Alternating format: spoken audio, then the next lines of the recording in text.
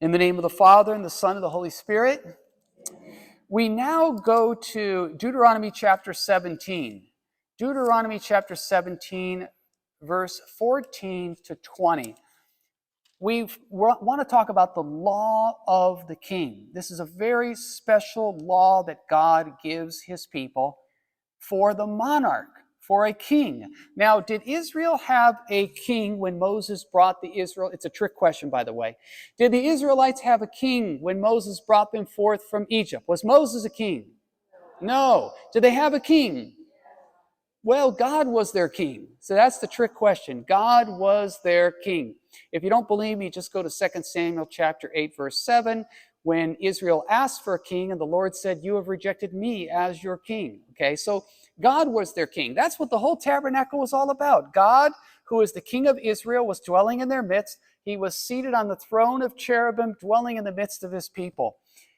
So the Lord gives them this special law for a king. Basically, what God is saying is, you know what? One of these days, if you do have a king, here's the law he must follow. So let's read the law of the king in Deuteronomy chapter 17, verse 14 to 20. Are you ready? Here's what it says. It says, "When you come to the land which the Lord your God gives you, and you possess it, and dwell in it, and then say, I will set a king over me like all the nations that are round about me." Notice the terminology here. When you say, "I will set a king over me because I want to be like all the nations around me," okay, "you may indeed set a king over him whom the Lord your God will choose." You may indeed set a king over you, him whom the Lord your God will choose. One from among your brethren you shall set as king over you. You may not put a foreigner over you who is not your brother.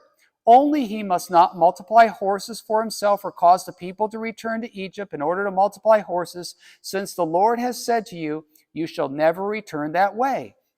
And he shall not multiply wives for himself, lest his heart turn away, nor shall he greatly multiply for himself silver or gold. And when he sits on the throne of his kingdom, he shall write for himself in a book a copy of this law. And from that which is in the charge, or in charge of the Levitical priest, and it shall be with him, and he shall read it all the days of his life, that he may learn to fear the Lord his God by keeping all the words of this law and these statutes and doing them, that his heart may not be lifted up above his brethren, that he may not turn aside from the commandment either to the right hand or to the left, so that he may continue as long as his kingdom, he and his children in Israel.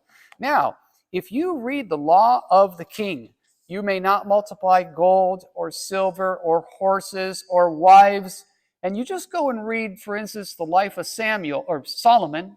If you read the life of Solomon, how many of those precepts do you think Solomon broke?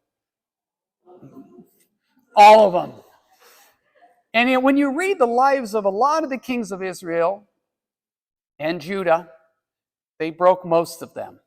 Okay? Now, there's something that's very amazing about the law of the king. The law of the king was not meant to be, the king was not to be above his brethren. He was supposed to be like one of the people. Isn't that amazing?